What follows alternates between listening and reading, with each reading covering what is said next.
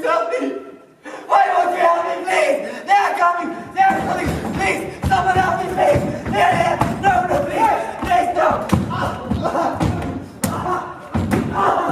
One thing you cannot run what you deserve, huh?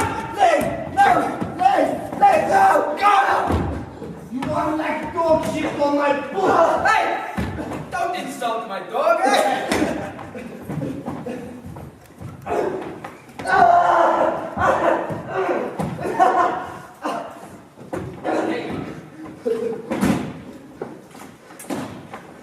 No, please! Please, no! No, please! Please!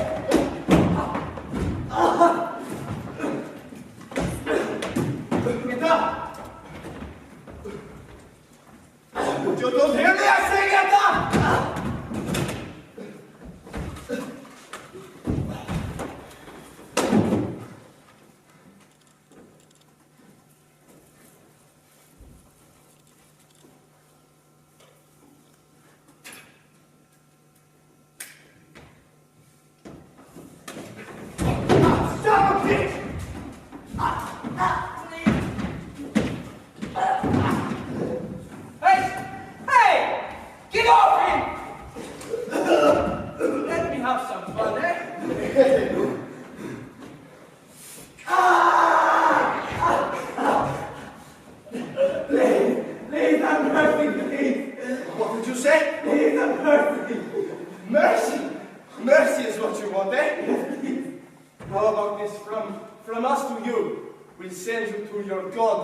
To seek it.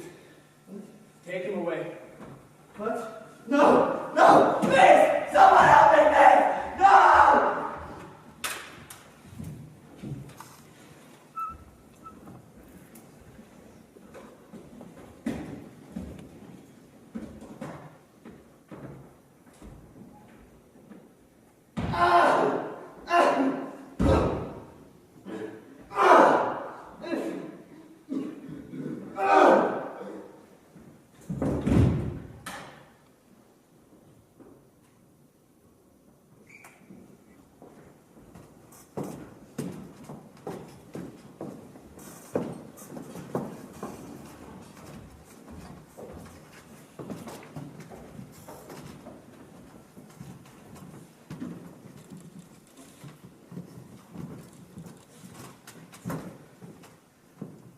That's my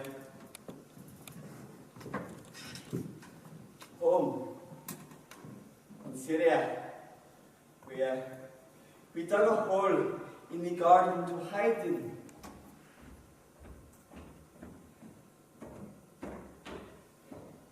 It was only big enough for 3 people to crouch in. But whenever we knew the violence was coming, I would climb in there with my brothers. My mother, she would lead us in and then cover it over with corrugated iron and throw sand in the top. And we would wait. Sometimes for hours.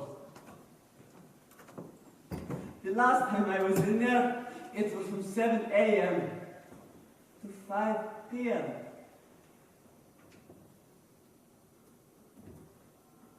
It was terrifying. I was so worried that they would find us and kill me and my 2 brothers. We'd hide in the hole when the armed men were walking the streets. And in the basement when the shelling. The shelling was almost daily. We used to hold at least once a week. Often on Thursdays. Thursdays are a big day for massacres and crackdowns because prayers on a Friday can be a trigger for protest.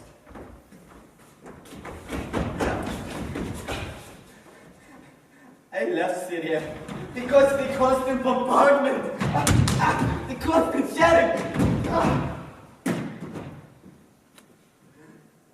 and the torture. The children are all terrified. They don't know what's happening.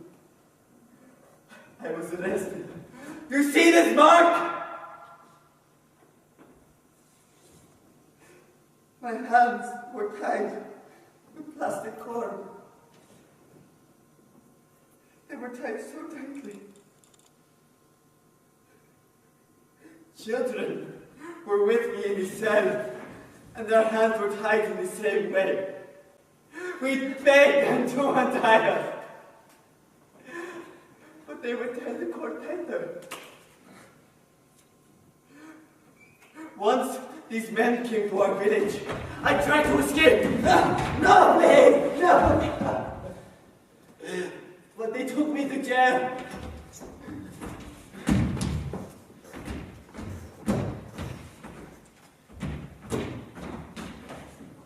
Except it wasn't the jail. It was my old school.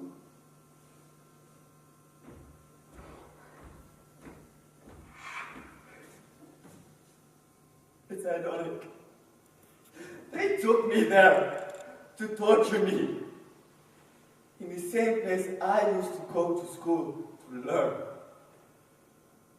They had taken over the school and made it into a torture center.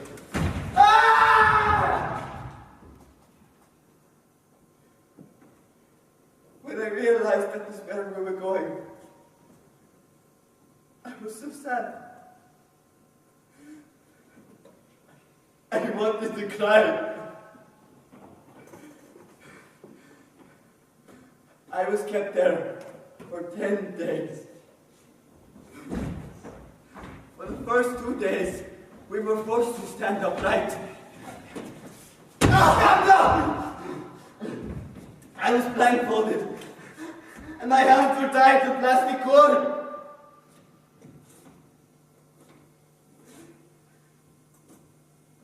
I still have the scars.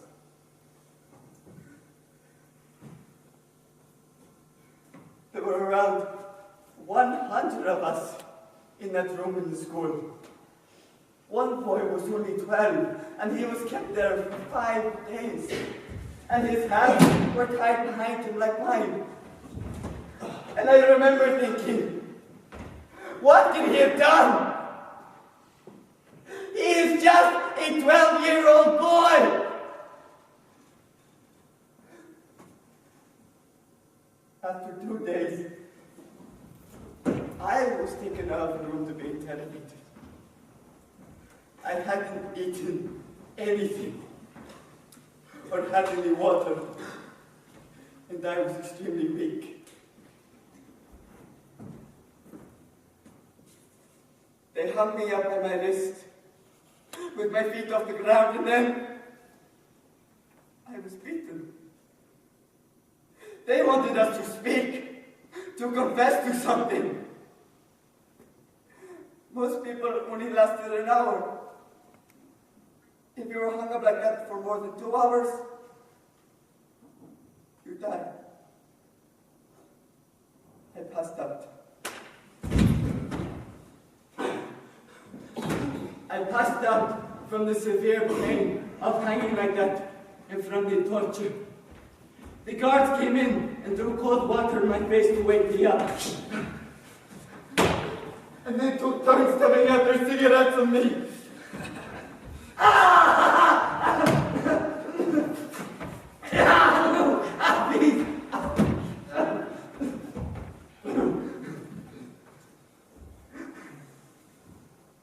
I still have the marks!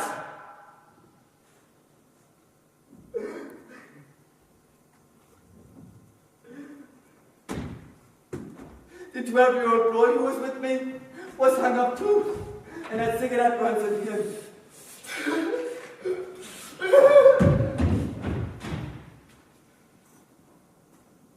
I saw it with my own eyes. Some other people had electricity used on them. I didn't. I don't know why. Them. Not me. I don't think there was any reason. It depended what mood these men were in. They showed no sympathy, no mercy.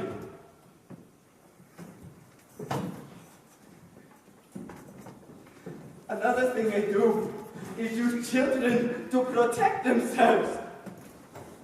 They know we can't shoot our own children, so they put them in front.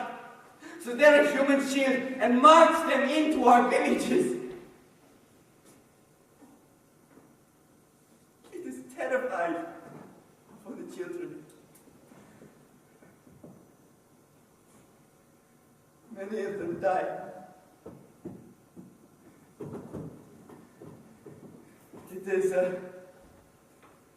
It is not unusual to see a school used this way. They have used everything.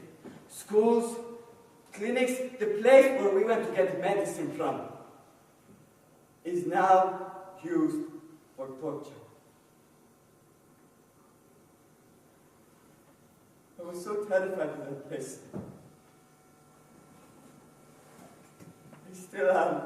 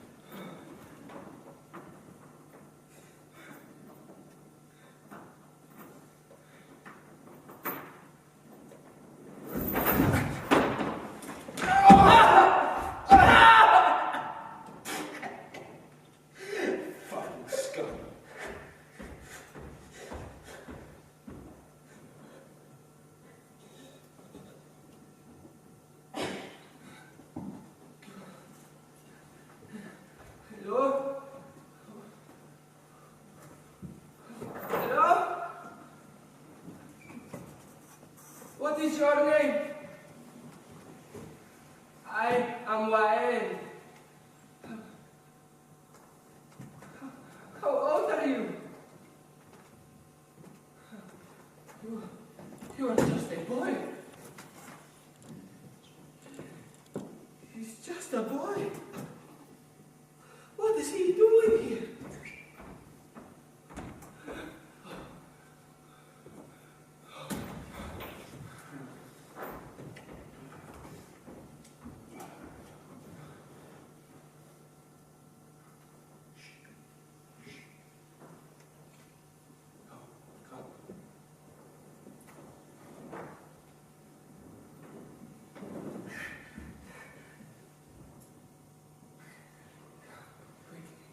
Quickly.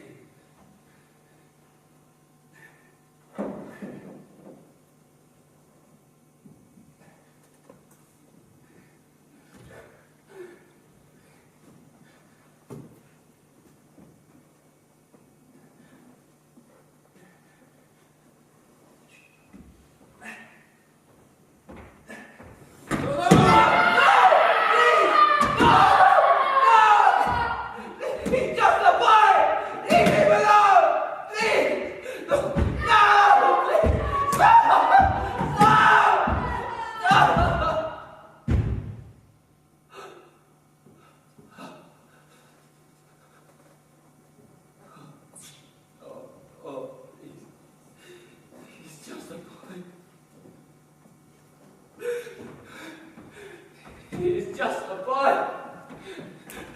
You think you're any different? Huh?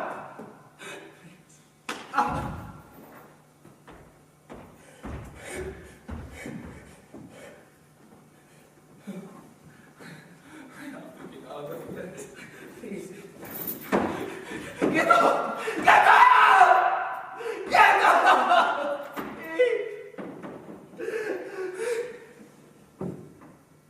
I took it out of it.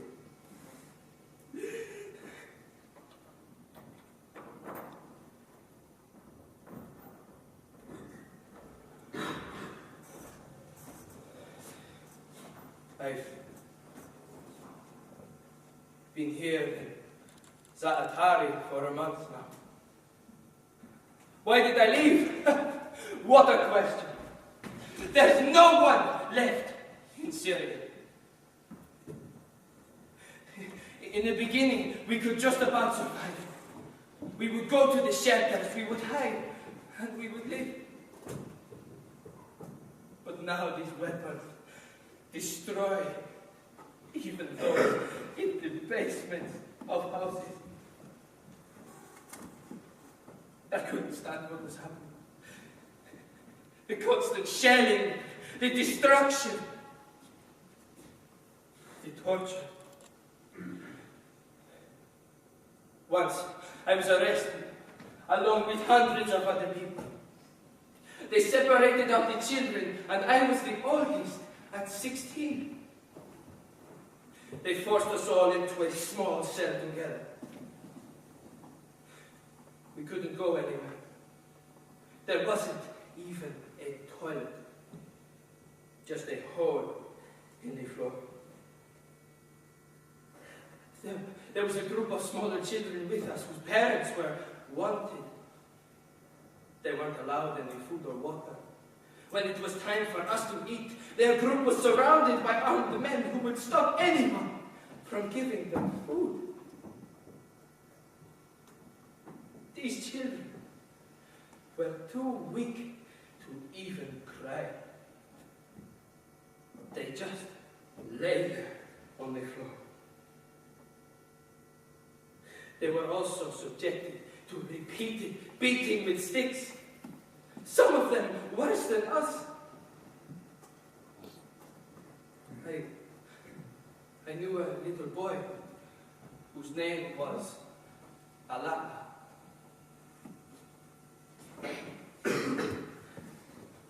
Alapa was just 6 years old. He didn't understand. His dad was told his son would die unless he gave himself up. I'd say this 6-year-old boy was tortured more than anyone else in that room. He didn't have any food or water for 3 days.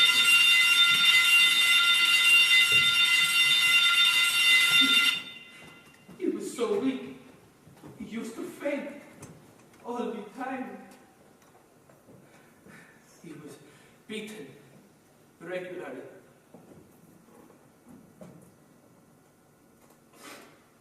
I watched him die.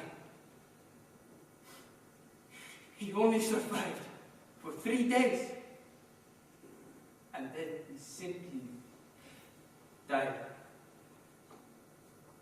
He was terrified all the time. They treated his body as though he were a dog. And we weren't allowed to say anything. No, we couldn't talk. If we talked, we were beaten. So we didn't.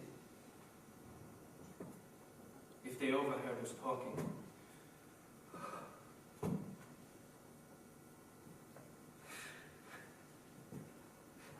all we heard was screaming, crying, and silence. I couldn't think about anything by then. I thought I would die in that cell, and I couldn't see past that. But then when I left that place, I felt I had escaped death. Now I feel that no one cares for Syria. No one is helping us, and we're dying.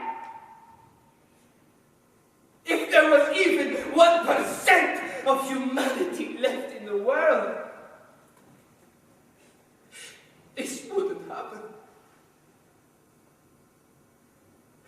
I feel as though I'm dying from the inside.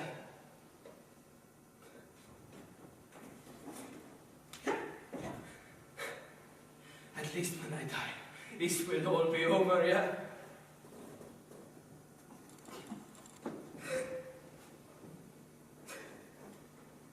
Torture is not only physical. Oh, torture is mental. When you see women and children scream and die,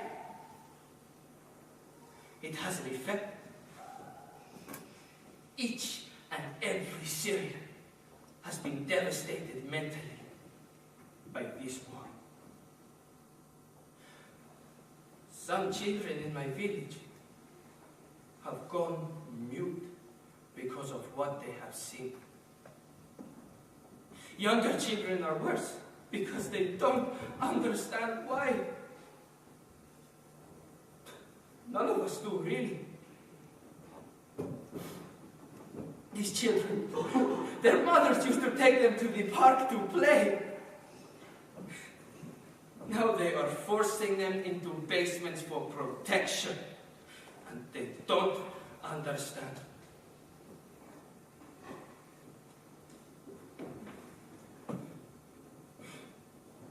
There's no way I can cope. There's no way I can simply turn over a new page. I have seen children slaughtered. I don't think I'll ever be okay again.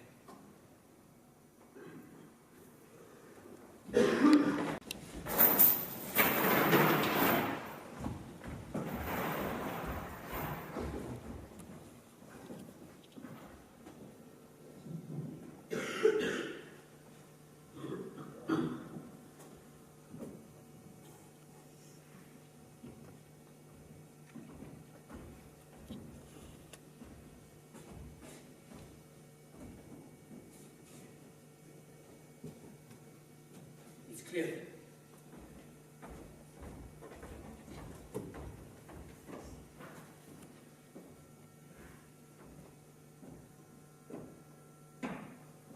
There have been a huge number of children killed in Syria. In my village, there was a 2-year-old girl who was shot and died. She was walking, doing nothing but walking, and they killed her. I saw her body with my own eyes. Her uncle was carrying her. The bullet was next to her heart and she died immediately. They have no chance to try and save her. A 2-year-old girl. In my village there was a demonstration a while ago. Some children were involved in this demonstration, but not many. As a punishment, armed men came into the school. They selected 50 children at random from grades 1 to 7. They took them out of the school. And they ripped out their fingernails.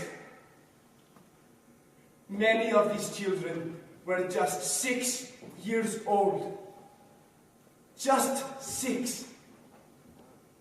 They ripped the fingernails from 6-year-old children.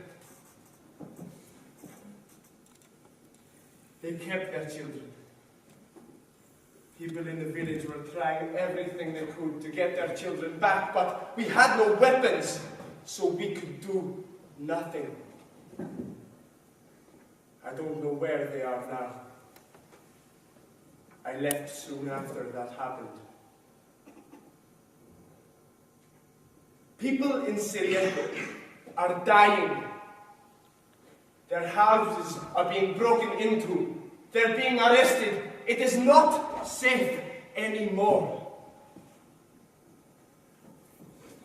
We were all walking down the street. There was a shooting and we all got injured. My mother got a bullet in her leg and so did my two sisters. They survived, but my uncle died. The armed men on the street say, "Who wants to kill this man? Hey, what about this woman? Who wants to kill her?" They want the streets for themselves. Hey, the light.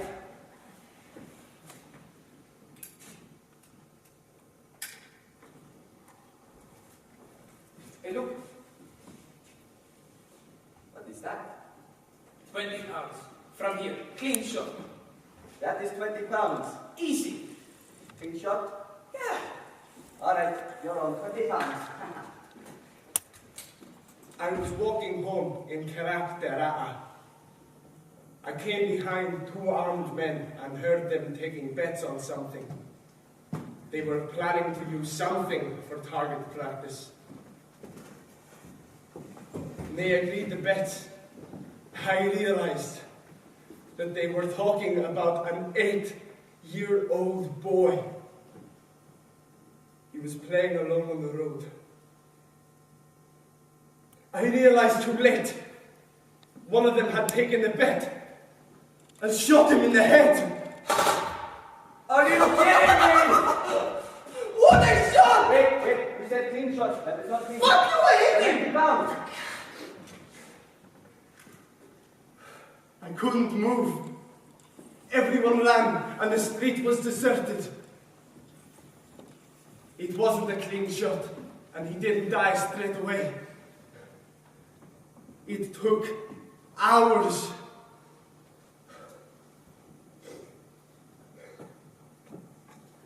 His mother was in their house on the same street and she was screaming.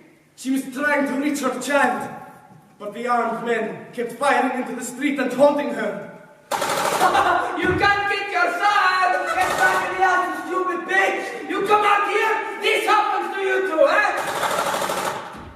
He died alone on the street outside his home. What did we tell you? Get back in the house! Get away from the house! Here, they die! I can't get away from them! No! Let this be a message to everyone! You come out here, this happens to you too, huh?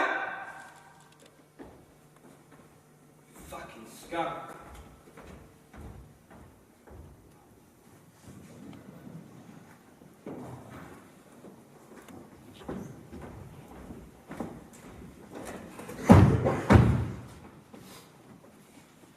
(2015) The year photographs of dead children caused more fuss than the reasons the children were dead.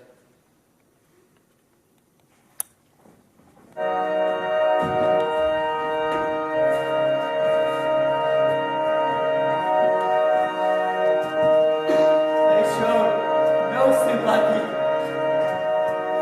no mercy. They ripped the fingernails from 6-year-old children. If there was even 1% of humanity left in the world, this wouldn't happen.